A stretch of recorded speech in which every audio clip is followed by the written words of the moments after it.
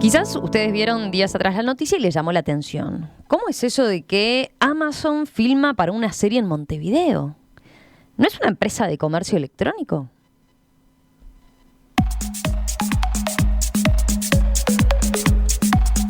Sucede que decir Amazon hoy y decir que Amazon es una empresa de e-commerce es quedarse muy corto. De hecho, desde Uruguay no accedemos directamente a esa funcionalidad de Amazon, salvo para comprar en el exterior. Y sin embargo, tenemos Amazon Studios filmando en las calles de Montevideo, tenemos acceso a la plataforma de streaming Amazon Prime Video, tenemos buena parte del contenido online alojado en servidores de Amazon Web Service, algunos tienen libros electrónicos modelo Kindle y alguno quizás tenga una Alexa, el altavoz inteligente y asistente virtual. Su dueño, Jeff Bezos, es hoy el hombre más rico del mundo, con una fortuna valuada en más de $200.000 millones, multiplicada durante el año de pandemia frente a los 113.000 millones que había tenido a principios de 2020. Entonces la pregunta cabe, ¿qué es Amazon hoy? Vamos a conversar sobre esto con nuestro columnista, Gustavo Galino. ¿Cómo estás, Gustavo? ¿Todo bien? Buen día, Romina. Buen día para todos. Muy bien, por suerte. Bueno, me alegro. El otro día hablábamos de Alibaba, nos íbamos al gigante asiático. De alguna manera tiene algún correlato, ¿no? Estamos hablando de dos grandes compañías, pero ahora mirando a Occidente, a la que lidera en Occidente en esta materia. Pero, claro, yo mencionaba recién algunos rubros, ¿no? Que muestran la diversidad de Amazon. ¿Cuántos rubros abarca Amazon hoy, no? Sí, es difícil acordarse de todos, salvo cuando lo tenés ahí anotados en un punteo. Y te vas acordando, sí, mirá, Amazon también hace esto y hace lo otro, y hace de todo un poco, y eso lo transforma en una empresa que bueno, tiene la capacidad, o ha tenido la capacidad en estos años de expandirse y de romper con un paradigma que quizás venía de antes, o de otras empresas más tradicionales, que era esa cosa del foco, ¿no? O sea, focalizate en ser bueno en algo y ser el mejor en eso. Amazon y la experiencia de la historia de esta empresa y de lo que genera a nivel, sobre todo, del mundo empresarial, de la estrategia, del marketing, toda esa cuestión empresarial, bueno, marca obviamente una ruptura de ese paradigma y demuestra que hay empresas que pueden ser muy exitosas jugando en muchas canchas. También, obviamente, es una empresa que ha arrastrado y sigue arrastrando muchas críticas, que también ha tenido algunos escándalos, que para mí son normales, entre comillas, cuando hablamos de una empresa que está, como decía, inmersa en tantos rubros tan diversos como hacer una plataforma de streaming para entretenimiento, como todo lo que es el comercio electrónico, que ahora vamos a hablar de eso, que para mí es un fenómeno increíble, y ya sea para digamos, brindar servicios de los más variados, en busca de algo que quizás de alguna manera también sustenta todo esto que estamos hablando, que es, bueno, cómo lograr con estrategias a largo plazo posicionar a la empresa como obviamente una referencia, y cómo eso también impacta después en lo que pueden ser las políticas antimonopólicas, bueno, ¿no? Todo esto que se está hablando últimamente de cómo Google, cómo Facebook, cómo las grandes empresas, las grandes asociaciones de empresas, porque recuerden que, bueno, en el caso de Amazon también hay compra de empresas más chicas, o sea, hay como muchas estrategias entrelazadas, pero una gran estrategia que siempre es a mediano o largo plazo, que es, bueno, la presencia y el servicio siempre por encima de todo, ¿no? Y ahora vamos a hablar un poquito más de eso. Perfecto. A ver, yendo a los números capaz, hoy por hoy tendríamos a tenerla solo ubicado a Amazon en el comercio electrónico, pero hoy por hoy el comercio electrónico, ¿cuánto representa para la compañía? ¿Qué tan importante es? Sí, hay más allá del dato de si es el 50%, si es el 60%, que quizás son datos duros bueno, que obviamente está bueno analizarlos y darlos. Hay una cosa que es una lectura sobre todo como decía, de qué prioriza la empresa o qué ha venido priorizando, y como vos decías en la introducción, en estos últimos años, sobre todo a partir de 2018, se empieza a dar el salto a nivel de lo que son los ingresos de la empresa, o las ganancias, mejor dicho, de la empresa. ¿Por qué de repente las ganancias eran, siempre hablando entre comillas, porque estamos hablando de una empresa gigantesca de miles de millones de dólares, pero por qué eran más digamos, modestos los ingresos, o me corrijo, las ganancias de la empresa con respecto a otras que de repente desarrollaban negocios similares o que estaban dentro de esa categorización de las más poderosas del mundo. Bueno, justamente por la estrategia casi obsesiva de Jeff Bezos, de cual también vamos a hablar, por supuesto, de siempre estar reinvirtiendo en la propia empresa y en el propio desarrollo de todas las unidades, ¿no? Entonces, el comercio electrónico, que es la unidad madre, que viene desde sus comienzos y es el que da un poco la identidad a toda la empresa, fue una unidad que durante muchos años se fue apalancando en otras unidades y que al día de hoy probablemente ve como los modelos más exitosos a nivel de ganancias no son justamente los del propio comercio electrónico. Entonces, por un lado, la respuesta a tu pregunta es sí, es muy importante y sigue siendo de un peso gigantesco el comercio electrónico de Amazon y cómo es obviamente un líder en ese rubro y ha expandido sus negocios. Ahora vamos a hablar de 2 o 3 ejemplos muy interesantes de lo que ha hecho Amazon a nivel de innovación y demás para el comercio electrónico, pero por otro lado hay otras unidades de negocio que no son en el global las más fuertes, entre comillas, a nivel de actividad, pero sí le están reportando ganancias mucho más importantes porque, bueno, son actividades que tienen, obviamente, una menor necesidad de inversión en determinados recursos, sobre todo en recursos humanos. Entonces, si pensamos en Amazon Web Services, que es la nube, bueno, sí. o también vinculado a la nube, porque está, por un lado, los servicios de Amazon Web Services y después está Amazon Cloud, esa unión de esos dos servicios, por ejemplo, le reporta ganancias a la empresa que son realmente muy importantes y que están ayudando a sostener y a profundizar ese otro modelo del cual yo hablaba, sin ser experto en la parte empresarial, por supuesto, pero sí viéndolo desde el punto de vista tecnológico, que es invertir todo el tiempo en llevar todos los procesos para la mejor experiencia del cliente al máximo, ¿no? Y ahora vamos a hablar, como les decía, de algunos ejemplos que tienen que ver con eso. Sí, está buena esa puntualización que haces de lo de Jeff Bezos, porque yo citaba recién los datos de la fortuna que tiene y demás. Hay mucho que lo tiene en acciones que reinvierte en compañías y demás, ¿no? Como esa es una de sus características, más allá de otros cuestionamientos que se le pueden hacer, que ahora entraremos en ellos, porque la firma como tal ha sido muy cuestionada y sobre todo últimamente, ¿no? Ha tenido algunas crisis desde ese punto de vista. Pero me parecía bien interesante ese tipo de servicio que señalabas, Gustavo, el Amazon Web Service, porque me la juego que es de los menos, capaz que de los menos conocidos para un público más general, ¿no? Tendemos a pensar, bueno, Amazon capaz que no lo teníamos. Sabemos de qué hablamos cuando hablamos de comercio electrónico, ahí estaba clarísimo. Kindle también, Alexa, capaz que es más conocido, pero esto es un servicio que va a ir vinculado a la nube y en 2020, generó 45.000 millones de dólares. Crece rapidísimo esta unidad de negocio, ¿no? Y claro, y tiene que ver también con el contexto, ¿no? Crece el comercio electrónico en el contexto de pandemia, pero también este soporte en la nube y el servicio que brinda allí también se está incrementando a pasos agigantados. Capaz que podemos explicar algo más, un poco más de en qué consiste este Amazon Web Service. Sí. ¿Quiénes lo usan? Sí, es muy importante explicarlo. Es básicamente el servicio que provee Amazon para el hosting de contenidos en la nube. El hosting de contenidos en la nube es básicamente almacenar sitios web, aplicaciones, ¿no? Todo tipo de cosa que exista en Internet necesita un hosting. Amazon entendió que si se metía en ese negocio, un negocio que aparte vale la pena explicar, que está bastante fraccionado el mercado, o sea, ¿qué quiere decir? Quienes ofrecen el servicio de hosting, no hay un líder que digas está súper acaparando, entonces ahí también Amazon ve una oportunidad, se mete de lleno, compite con Google, compite con otros proveedores, también la nube de Microsoft, o sea, está como de lleno metido ahí. ¿Qué inversión hizo? Bueno, obviamente una inversión en infraestructura de red para poder almacenar todos esos sitios y aplicaciones gigantesco.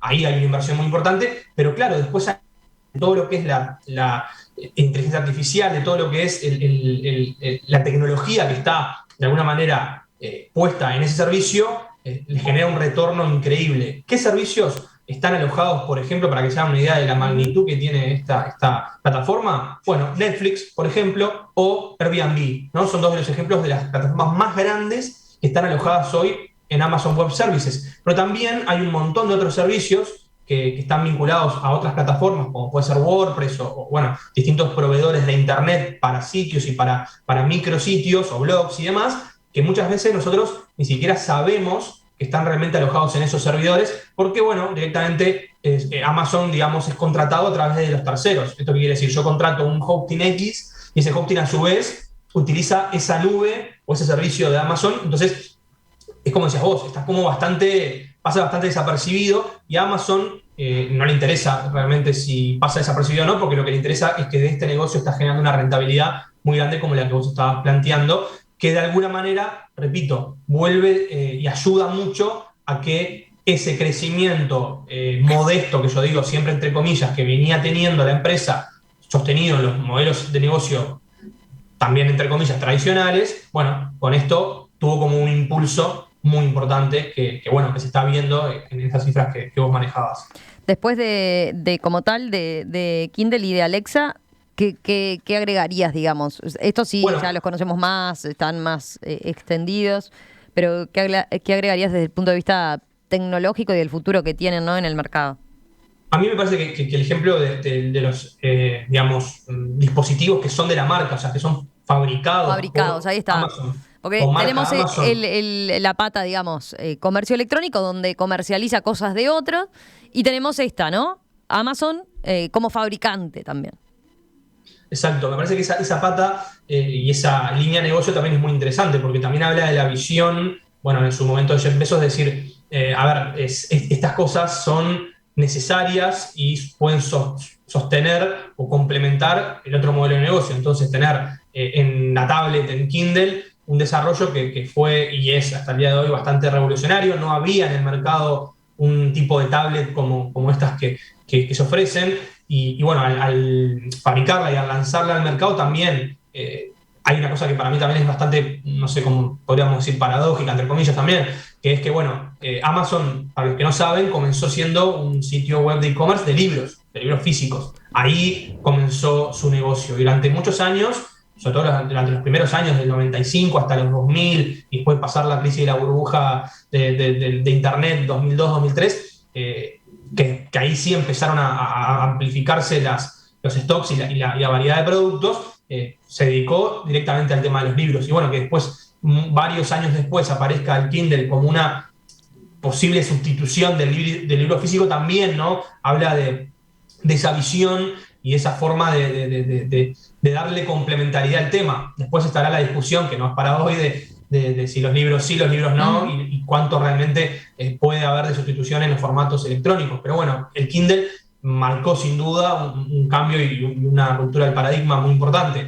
Con el caso de los asistentes de voz, como puede ser Alexa y demás, ahí quizás no hay tanta novedad, entre comillas también, hoy estoy con las comillas para todo, no sé por qué, pero bueno, también como hacer la salvedad de que, bueno, había ya otros dispositivos del mismo estilo, pero bueno, Jeff Bezos también entendió que había mucho de futuro ahí, ¿no? Había mucho de la gente, hoy quizás no tanto, pero sí más adelante se va a ir acostumbrando cada vez a dar órdenes de voz, y los sistemas cada vez van a ser más inteligentes de poder, a través de esas órdenes de voz, de repente hacer una compra, no sé, organizar un evento, calendarios, notificaciones, mensajes, ¿no? O sea, mandar un mensaje. Es decir, Alexa manda un mensaje y te lo recito y vos lo mandás a través de una red social, ¿no? Todo esto de lo que se habla mucho sobre los asistentes de voz, que es un rubro en el que también, ¿no?, se abre todo un abanico de posibilidades que estamos, creo, todavía explorando, sobre todo en que la gente se vaya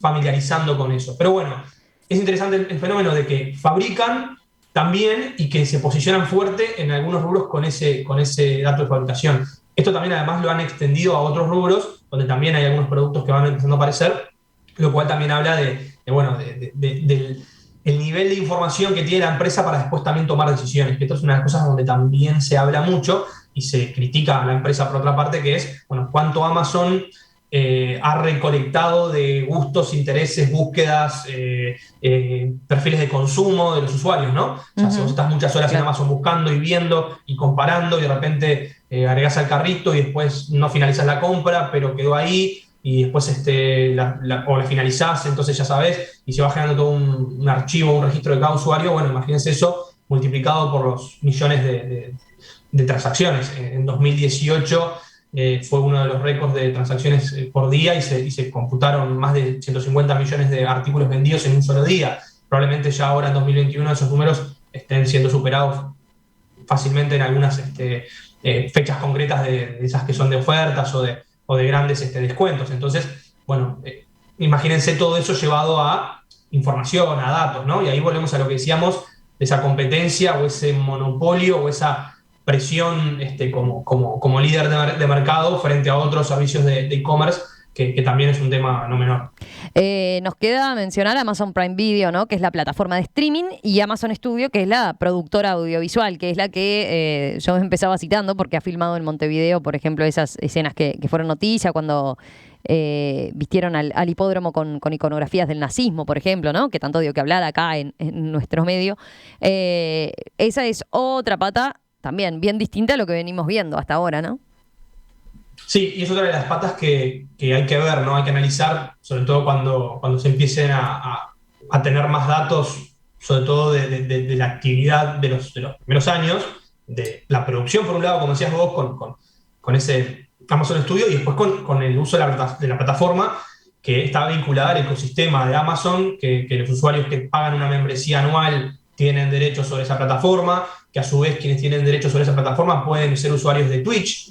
De Twitch, ¿se acuerdan que hablamos? Estos días se está hablando mucho de Twitch porque, bueno, han pasado algunas cosas, pero nosotros ya hace tiempo que venimos conversando sobre el fenómeno, y Twitch pertenece a Amazon. Entonces también los usuarios que tienen el Prime, esta suscripción anual o, bueno, mensual, dependiendo cómo lo quieran pagar, también tienen derecho a eso. Y esa plataforma de entretenimiento también está dentro de las, obviamente, más importantes del mundo, con grandes producciones, habiendo podido integrar sobre todo muchas series que son de éxito en el mundo, no solamente las de producción propia, en un modelo que tiene muchos puntos en común con Netflix. Y yo no me quiero meter más porque acá el experto en eso es Gastón González, no soy yo, pero sí me parece que a nivel de lo tecnológico y de las cuestiones que tienen que ver con la estrategia, si bien es una unidad que no parece ser de las que da más ganancia en el mediano plazo o en el corto plazo, está integrado a un ecosistema que Amazon también quiere potenciar, ¿no? Entonces, esto que yo decía, ya no es solamente tengo la membresía para poder usar los servicios premium para recibir productos que compre en la plataforma, sino que también puedo estar en Twitch, también puedo ver Amazon Prime. O sea, vas como teniendo un combo de opciones, y esa estrategia de ecosistema, que también la hemos visto en otras empresas, para mucha gente empieza a funcionar. En Estados Unidos realmente está muy fuerte. Ahora, quizás uno de los grandes desafíos para Bezos o para la empresa es estar más fuerte en otros mercados, ¿no? En Europa la presencia es importante, pero por ejemplo en nuestra región, como decíamos al principio, salvo empresas tercerizadas que se dedican a traer esos productos, haciendo intermediarios, no hay otra experiencia posible. Gustavo, para terminar, ahora sí capaz que podemos hablar de las polémicas, porque, a ver, podemos decir, no todo es color de rosas, ¿no? Amazon ha tenido muchas polémicas por cómo trata, entre otras cosas, a sus empleados y cuánto les paga. Veía un mensaje de un oyente cuyo celular termina en 393 que decía: las condiciones laborales en Amazon son en general muy malas. No la vería como una empresa de referencia. La mayoría de los revenue de Amazon siguen siendo retail y advertisement. Como las empresas monstruos, Google, Facebook, etcétera, el producto somos nosotros, los usuarios. Además de sus políticas abusivas de competencia desleal con los vendedores, es una empresa bastante fea en varios sentidos. Sobre eso, a ver qué podemos agregar o por dónde querías mencionarlo.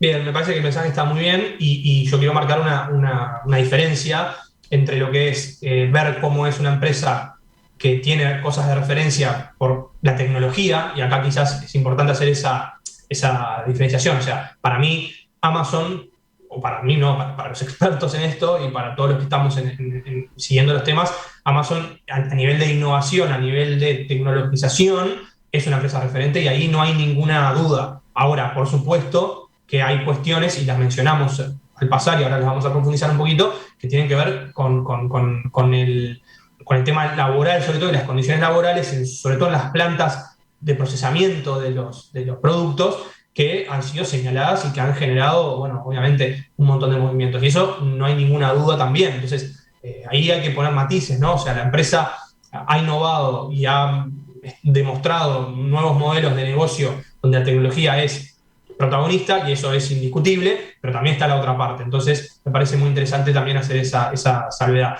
Y sobre todo una cosa que mencionaba el oyente, que es muy importante, que tiene que ver con la publicidad, que no lo mencionamos, pero que también fundamenta muchísimo el modelo de negocio. Si hablamos de los datos que se recaban de los usuarios y cómo eso también genera bastantes críticas, con el modelo de, sobre todo, productos sponsoriados, o sea, esto quiere decir, yo voy a vender un producto en Amazon y pago para que el producto se destaque. Es un modelo de negocio que ya también existe en otros e-commerce, pero bueno, Amazon mantiene también un gran nivel de ingresos en ese rubro más que en otros. Y eso ayuda también a que con la publicidad Amazon pueda sostener esto que yo les decía.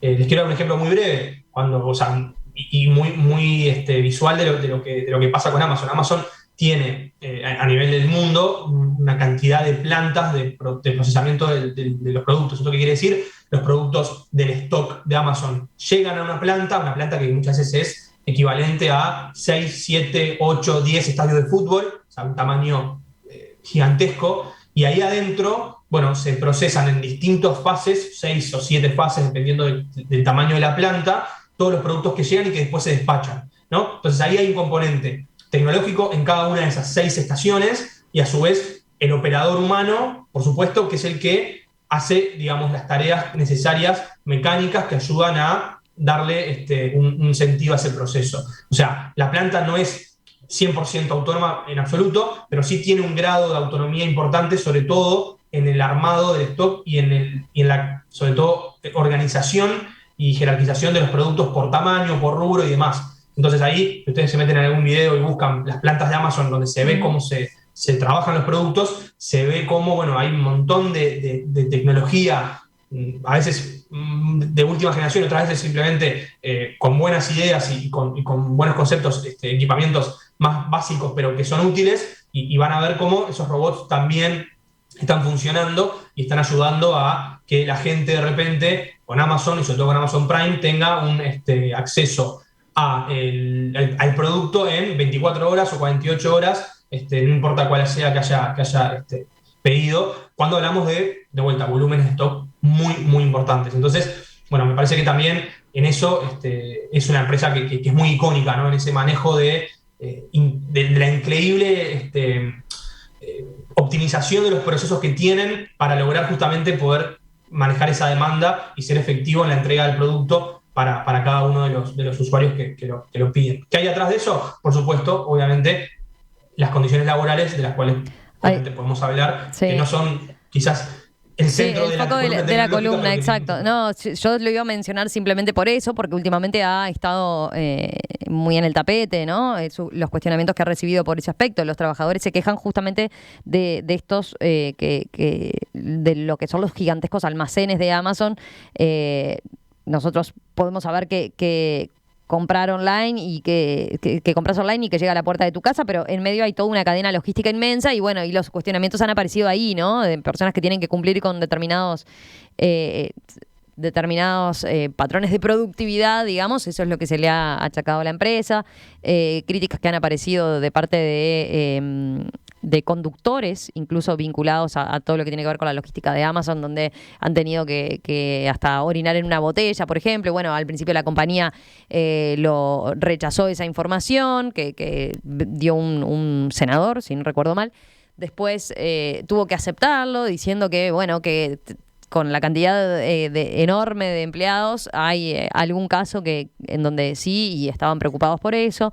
Pero además, últimamente estuvo en el tapete porque hubo una movida importante, ¿verdad?, para generar el primer sindicato de Amazon en Estados Unidos, pero la votación de los trabajadores fue negativa, y ahí también se habla de que la empresa, bueno, la presión que ejerció la empresa en ese sentido, hasta con publicaciones con bots y con trolls. Pero bueno, eso dará para otra. En todo caso, excede a DTI de Gustavo Galino, pero lo dejamos consignado porque también son aspectos que seguramente los oyentes hayan visto en los últimos tiempos, y me parecía interesante tu enfoque, Gustavo, además de interiorizarnos en lo que ha venido haciendo y su capacidad de innovación, también eso que decías al comienzo, ¿no? De cómo ha cambiado la estrategia en cuanto a dejar atrás eso de hacer una cosa solo y especializate y focalizate ahí, sé el mejor en eso, sino abarca toda la cancha, ¿no?